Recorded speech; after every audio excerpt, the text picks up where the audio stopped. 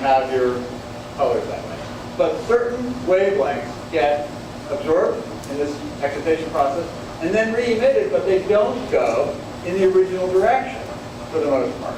Only, maybe 1 part in 10,000 or so happen to go in the end in the original direction. So you have this dearth later of that particular color, and that's what contributes to the absorption limit that we're talking about. All right, so now there's just a little bit more to talk about here, which is that we've seen that the patterns are different for different elements, right? Okay, so I sort of talked about how, well, it has to do with the difference between these energy levels.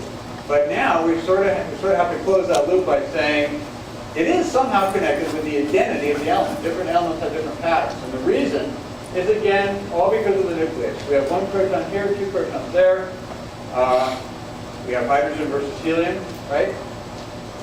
The actual structure of the energy levels that we see, from the ground state, first excited state, etc., they have specific energy values.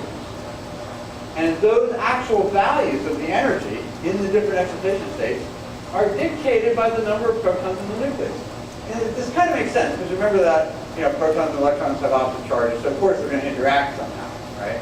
So it turns out that the number of protons in the nucleus actually dictates that whole structure, the energy structure of the atom. All right, so that's why when we look at the energy spacing of helium, ground state, first state, second state, it's not the same energy level. The energy values are actually different. And if the actual values of the energy levels are different, then the differences between different levels are different too than the differences between the levels of hydrogen. Because remember, what we're interested in with radiation is not actually the value of the energy level, the energy in that level. It's the difference between different energy levels. It's the difference between different energy levels that has to be equal to the energy of the photon. So it's just one slight additional wrinkle. But anyway, with the different number of protons in the nucleus, we get different values for the energies, and we get different values for the differences between the energies at different levels. And that's the key to producing different colors of radiation when we're talking about either emission or absorption. Okay, so again, helium, 2 protons, 6 protons. We can add a little bit more detail to this. Isotopes. We actually have seen isotopes already, just kind of a fast thing, because when we looked at this helium here had 2 neutrons and 2 protons, but we saw a helium earlier. I don't know if anybody noticed this particular helium. Well, that's actually hydrogen, so that's helium, right. That's helium-3, because there's only 1 neutron. There's 2 protons and 1 neutron. So this is one isotope of helium, 2 protons and 1 neutron. And then if we go forward, this is another isotope of helium, because isotopes of an element have the same number of protons but different numbers of neutrons. The neutrons themselves don't affect the energy structure very much, but they do affect it slightly. So if we talk about different isotopes of the same chemical element, we're talking about different numbers of neutrons in the nucleus, and actually we do see a slightly different set of energy levels when we go to different isotopes of the same element. But it's not nearly as big a change as when we change the number of protons. Change the number of protons, we see big shifts in the energy levels.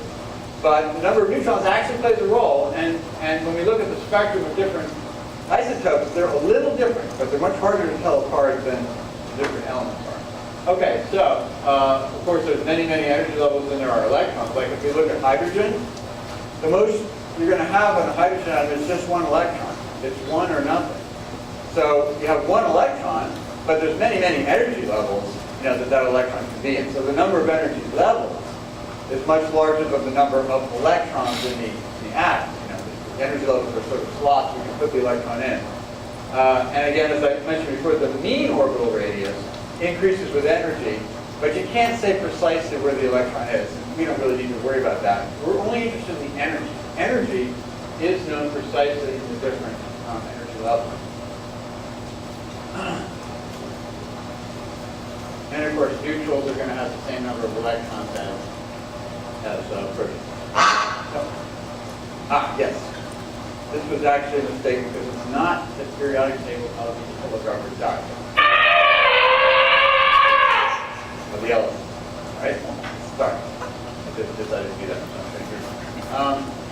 So anyway, the numbers on the top are the atomic number, which is actually the identity of the element, hydrogen, 1 proton, helium, 2 protons. And then the number that's really hard to read underneath is the atomic mass, which is usually about twice the atomic number, because there's usually about twice as many neutrons as protons.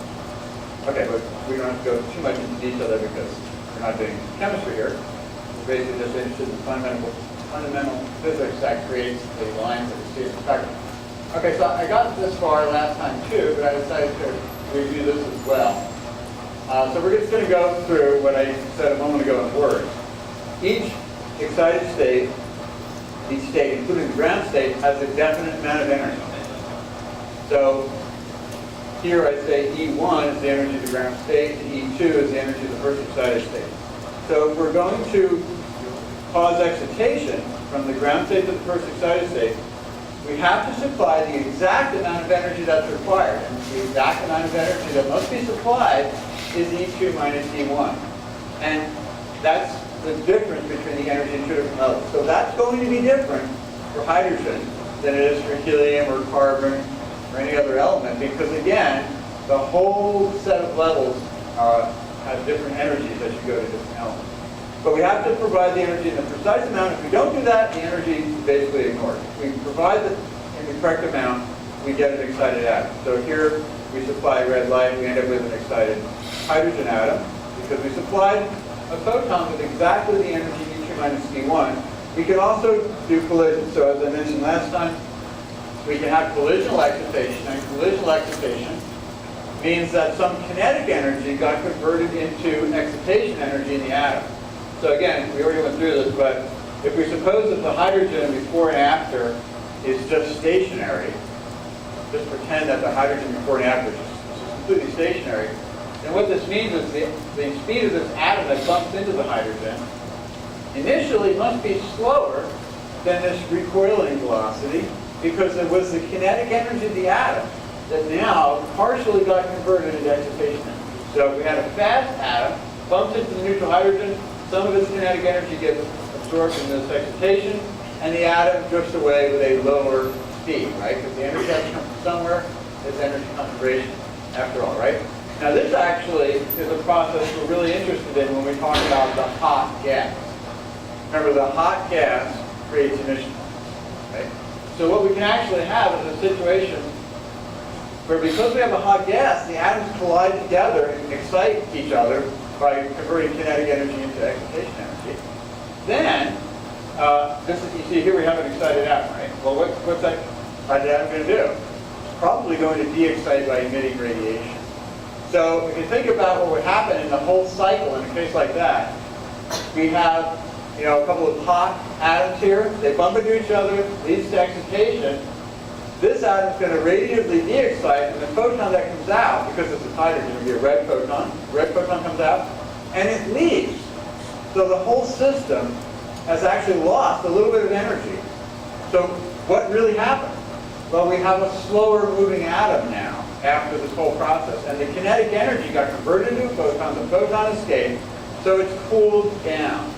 It's the process of things cooling down. It's not really abstract, because all we're saying is that if you have a hot gas, suppose we take the Bunsen burner out from underneath the hot gas. Well, it's going to glow for a while anyway. But it's not going to glow forever, it's going to cool down. And the cooling down is actually because of those emission lines. Those emission lines that get created are actually carrying away the energy that was associated with the heat. Okay, so we have, again here, atoms can spontaneously emit a photon in the de-excitation process.